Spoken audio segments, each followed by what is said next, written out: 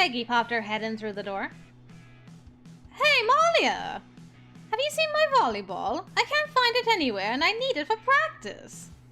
I glanced at the clock. It was 10 in the evening. Speaking of Peggy's volleyball, I wonder how she'll feel about us being the thief, because we personally stole her volleyball. And by personally, I put that in air quotes. Personally stole. You need to practice at this hour? When else do you expect me to do it? I have class and work and club activities, and I'm trying to form a green commission at the university, but nobody's taking me seriously. So if I want to do justice to the team, Right. Well, I haven't seen it. Bloody hell! You were the last person I had to ask. So what? It's just vanished? That doesn't make any sense. Last I saw it, I put it away in my closet last night after practice. How exactly do you practice in your room anyway? You can't fit a volleyball net in there. Although she had certainly tried once. First I hit it up in the air, then I headbutted for a while. Last but not least, 30 minutes of striking practice against the far wall. It wasn't a mystery why someone would want the ball to vanish, then. I'll leave you to it, but if I find it, I'll let you know, okay? Fine. Thanks anyways. Sure thing, girl. I'm curious how you'll react to me this time around. I ran into Peggy in the hall. Hi, did you want to... Sorry, no time! She ran past me into the stairs without even pausing. Moments later, I heard her clomping back up the staircase. Sorry, hi! I hope you're having a good day. I have to go. I have to go buy a new volleyball. I don't have time to look for mine anymore. I could come with you. Too distracting. She kissed me on the cheek and thumped down the stairs again. Bye, Malia! Even now that we were officially dating, it was hard to get much time alone with her. Time management. That'll be our thing, I guess, with Peggy. Interesting. I'm curious how that'll be handled. Okay, Jihyo has lost her art stuff. Okay. I can't skip. I was up late one night in my room, catching up on some reading, when I heard a timid knock on the door. Who would be coming by my room this late? Peggy, is that you? Yes, Malia, it's me. I frowned. She sounded strange. Was something wrong? Come on in. Oh. Are you... drunk?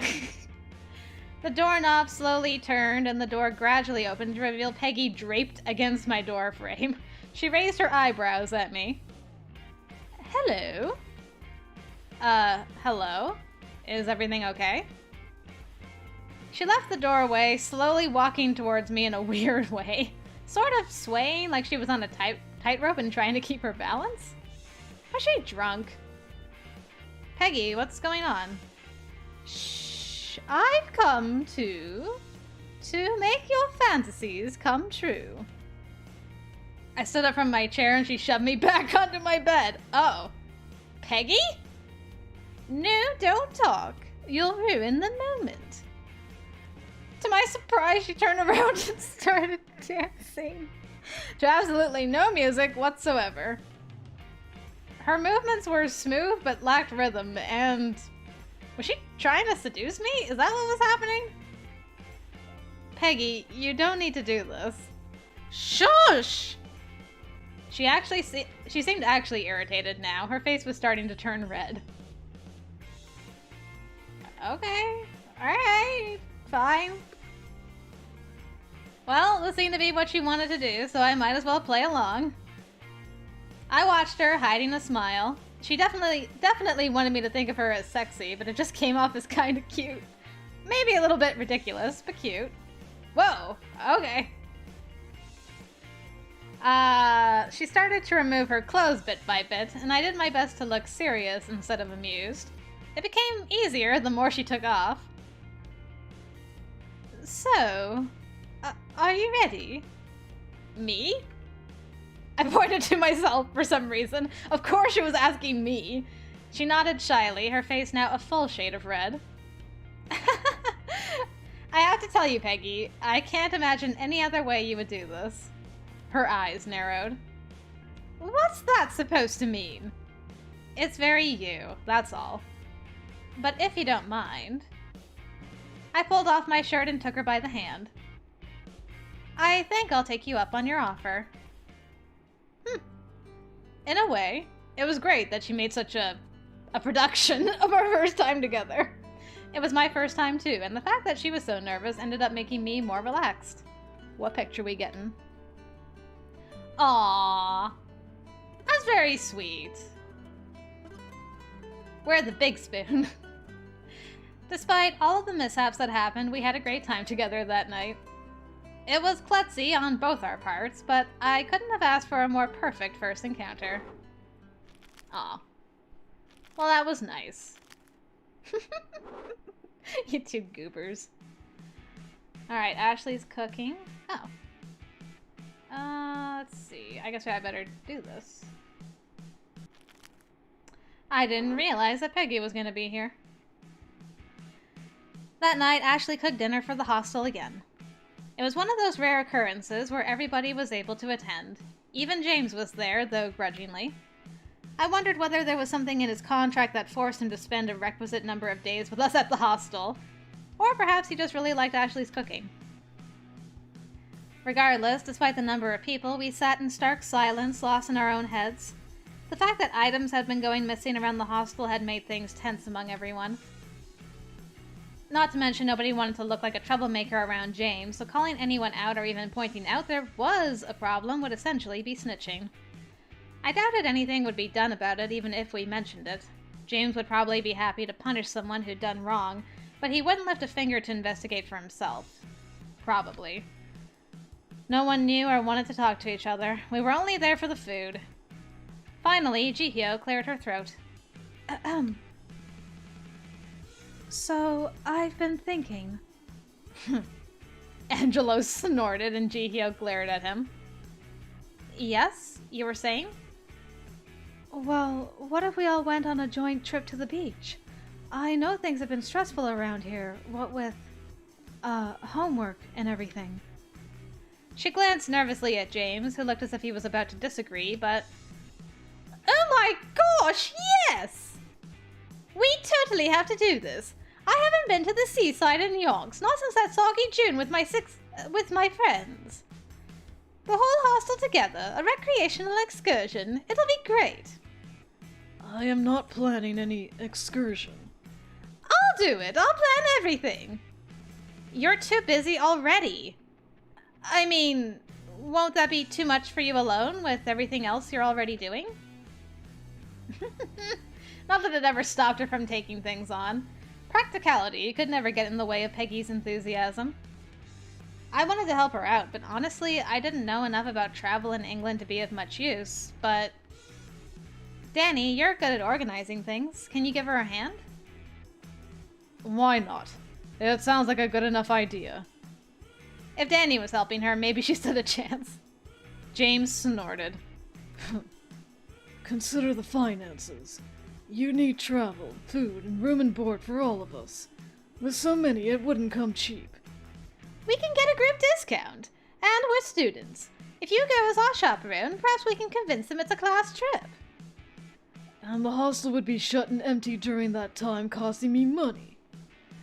It wasn't like this hostel took in a lot of stray guests. We permanent residents were usually the only ones here. No security either, with everyone gone.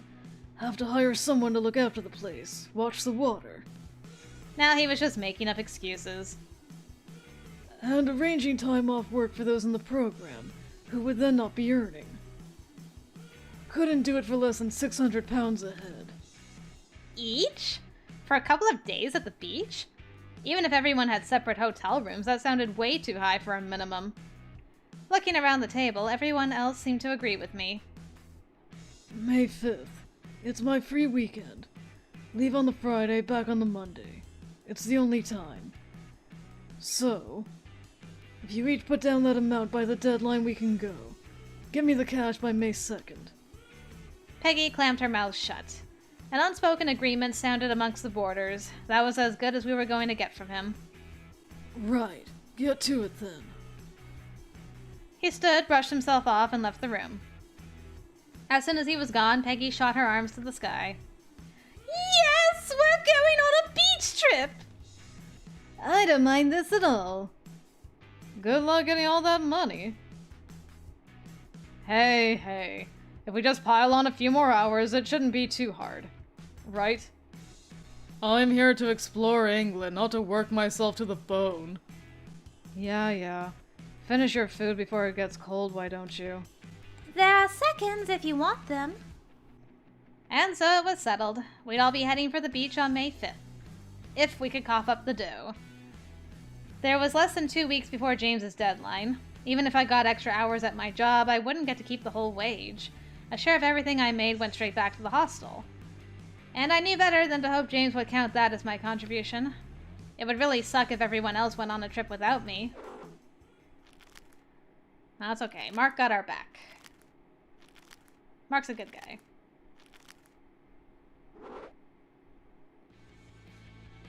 I was going to die. I was definitely going to die. Are you ready to jump? No, I am not ready to jump. Are you sure you're really certified to do this? Of course I am. I made sure it was one of the first things I did when I turned 18. Don't even worry about it. Don't worry about it? And you became certified at 18? There was no time for me to rethink my decision, however. I was strapped to a tandem instructor's chest and the countdown started. And we jumped. Oh gosh, no. The wind rushed past my face so quickly I hardly even knew whether I was screaming. If I didn't have goggles on, I wouldn't have been able to see the ground. Instead, it was a rush of sensations. Height, wind, cold, kind of feeling like I was being slapped in the face by something, and the gear strapped to my body. Nearby, I saw a blur of red. Peggy was spinning in the air, doing backflips and front flips and 360-degree turns. She really was something else to be able to do this. Oh, no. It took a bit for me to come back to reality after we landed. I kept replaying what happened in my mind, my brain trying to justify what just happened. We weren't in the sky, it said. We were on an alien planet. Stupid brain. You feeling better? A worried Peggy strolled beside me. Of course. It was just a bit of, a bit of passing sickness. I definitely threw up until I was dry heaving upon reaching the ground, but it wasn't my fault. You can't tell me that was the first time anybody had ever thrown up upon flinging themselves outside of a moving plane. Thank you for doing this with me. Would you believe you're the first person I've gone out with who's ever agreed to it? Yes. I am? Yeah, and I used to go out with all sorts of macho guys. You know, the real physically fit, big ego, alpha male kind of guys. They were all sissies when it came to this, though. They didn't like that I did it either. Said it made them feel emasculated or something. Sounds like you dated a lot of insecure men. Huh. Well, went on dates with those men. They never made it past the first date. I can't be bothered with people like that, you know. This girl in my sixth form, she always would let people just trample all over her like that, and I had to watch her slowly become less and less of herself. It was sad. So I learned not to let the same thing happen to me. I smiled. I'm glad you did. I was about to head into my room when Peggy grabbed my sleeve. Yes? Is something wrong? No. But, I heard once that adrenaline does some wicked things to you, and that it makes some certain things more enjoyable. Her face nearly matched the color of her hair. I opened the door. After you. She barely had time to cross the room. I shut the door and instantly went after her. One thing led to another, and then we were under the covers testing out her theory. As it turned out, she was right. Whoa. Almost made me want to jump out of a plane again. Almost. Alright. Thanks, Mark. Helping me out. Okay. I'll skip Peggy yelling at the, What was I gonna say? Playing our music during the bus ride. We'll start from here. And that view! I stood for a few moments transfixed. Hey, Malia! Peggy dashed by my open hotel door, hollering at me. We're all going down to the beach if you want to join. See you there! She vanished down the hall. Might as well join her. The beach was located right outside the hotel. Somehow we had managed to get reservations at an incredibly nice property, with only a few steps down from the hotel to the actual sand. Maybe the 600 pounds actually was necessary for this trip after all. Or perhaps Danny and Peggy simply used all the money they knew they'd have available in the budget to spite James. Thinking about it, I'm sure that's what happened. I scanned the beach for my friends and found them down by the waterside, standing in a straight line like school children. Hello, what's going on here? Malia, you came! Now that you're here, you can go in the water first. Peggy shoved me towards the water. What? No, I'm not getting in first. It's probably cold as hell in there. Technically, hell would be hot. Shut up. I glanced at the row of us. Everyone was in their swimsuits, wearing hardly anything. Since it was still relatively early in the season, the water was definitely going to be cold, but at this rate we wouldn't get to swim at all. Okay, let's do rock, paper, scissors. Really? Rock, paper, scissors? Do you have a better idea? Fine. Alright, everyone find a partner and go around. The loser of the last two standing will go in first. I paired up with Mark and lost the very first round. In the end, it came down to Angelo versus Brendan. You're going down, bud. Easy for you to say. Let's go. The two readied their hands and I winked at Danny. Rock, paper, scissors. Go! Danny and I rushed forward and shoved the two in front of us. What? They fell into the water below as the rest of us laughed our heads off.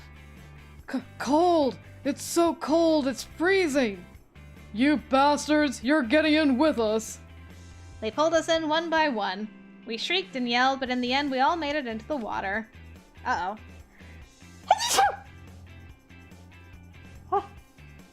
It was so cold it made me sneeze. And I have to admit, it was rather nice to see so many fit-toned bodies glistening with water. The girls splashing each other, the guys wrestling. Just didn't get better than this. We met that first night on the beach to light fireworks together. James said it would be a good bonding activity, but I wasn't so sure. I figured we'd end up fighting over it. When I found everyone else at the beach, however, people were snuggled up in blankets and sitting together like the best of friends. Peggy and Danny were sitting with their heads together, gesturing to the different fireworks that had been bought, evidently planning a show. Mark was teaching Ashley some philosophical conundrum. Her eyes were so wide I wasn't sure she was following him. Aussie and Brendan were in a corner doing whatever it is they did together. They hated most people so much I was surprised they got along well, but maybe I shouldn't be. Birds of a feather flock together after all. Angelo and Gihio were sitting near each other, neither talking or looking at each other. In fact, now that I was paying attention to them, they seemed kind of embarrassed. And James was there too, steadily working his way through a pile of beer cans. I had no interest in going anywhere near him. Who should I join? Peggy.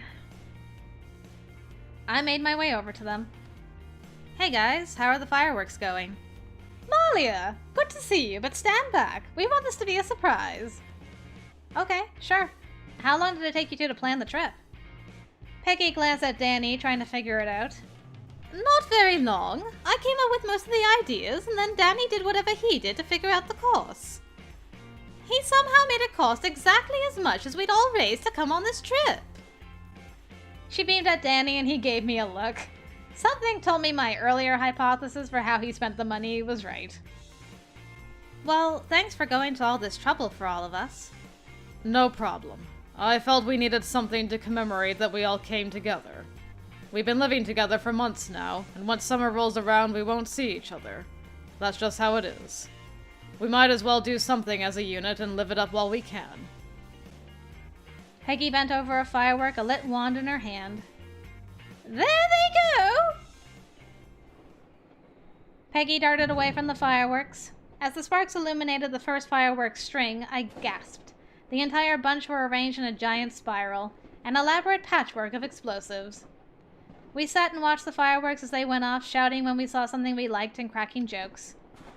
It was funny, but for the first time since meeting the entire group, I felt a sense of belonging. Togetherness. We felt like a family. When the last firework finally died in the night sky, I blinked tears from my eyes. With the end of this trip came the realization I was trying hard to avoid. My time was growing short. This was the last leg of my trip to England, the last 2 months I could spend with these people. I had to make them count. Alright. Say what? Peggy released my hand.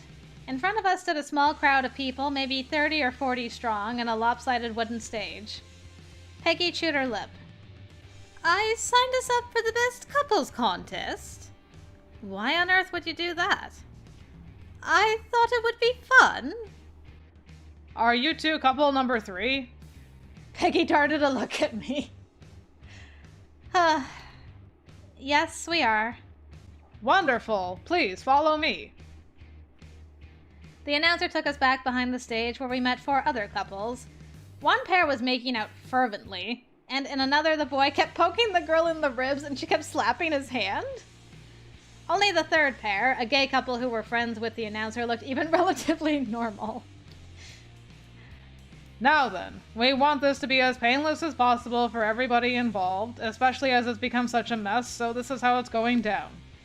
We'll bring you all out and ask you questions about your partner, which your partner will answer with a yes or no sign.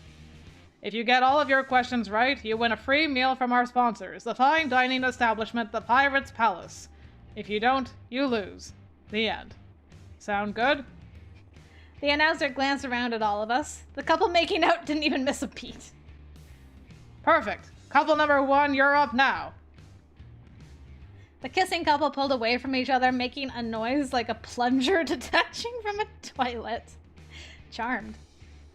Surprisingly, or not, they got every single question about each other right, and their portion ended with the girl literally flinging herself off the stage into the arms of her beloved.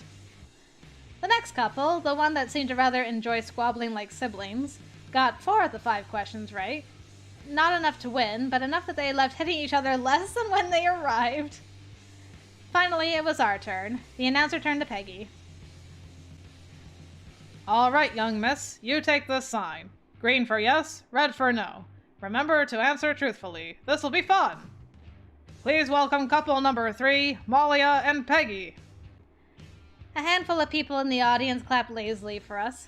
The audience guided Peggy to the opposite side of the stage, then made us turn our backs to each other. All right, first question.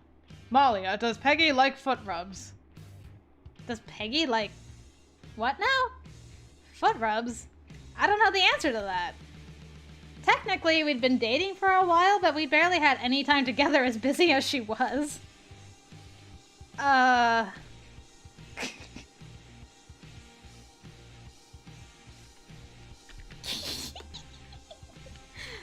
gonna cheatsy doodle. Oh, where is my thing? There we go. Ropes.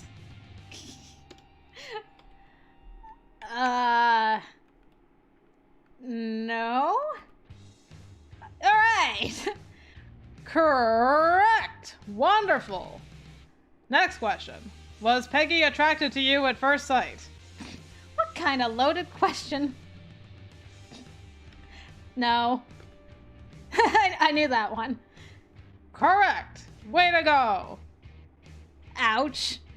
I mean, I expected that, but still. Next question. Do you, Malia, think Peggy is feminine? Oh, come on. These questions are borderline insulting. Answer freely now. Yes, of course I think Peggy is feminine. Oh, how unfortunate. Peggy got it wrong. What? I darted around and found Peggy shielding her face with her sign near tears. Okay, we're done with this nonsense. Goodbye. Wait, you haven't finished the game. I don't care about finishing your stupid game. We already lost the prize anyway. I grabbed Peggy's hand, leading her off the stage and through the crowd. A few people cheered our exit on and followed suit. We walked until the stage and its stupid announcer were out of eyesight and earshot before I stopped. That was a disaster. Peggy was crying. Oh God, Peggy was crying. What's wrong? What did I do? Did you actually want to finish the game show? Sorry, I shouldn't have run off like that. No, that's not it. No one's ever said they thought of me as feminine before. People always tell me that I'm like one of the guys, and that I'm too loud and bossy, and I don't dress right. And now that I'm with you and you're prettier than me, it's even more like I'm not a real... Hey! No! I hugged her tight. Being into girls doesn't make you not a girl. There are lots of ways to be feminine, and I happen to think yours is a totally adorable way. You care about people so much. Plus, you're always bright and energetic and carefree. And whatever you say about pretty, I think you're gorgeous. Nice, Malia. She snuggled up against me with a sigh. Oh, Malia, thank you. Let's get you inside now. What do you say? I'll take you to that restaurant, voucher or no voucher. Can I get a donut? Yes, you can get a donut. Yay! Malia, you're the best! As if nothing had ever happened, Peggy danced down the beach. I followed closely behind, watching her twirl in the sunlight. It was an unexpected end to our day at the beach, but I didn't mind. After all, nothing went as planned when Peggy was involved. That's true.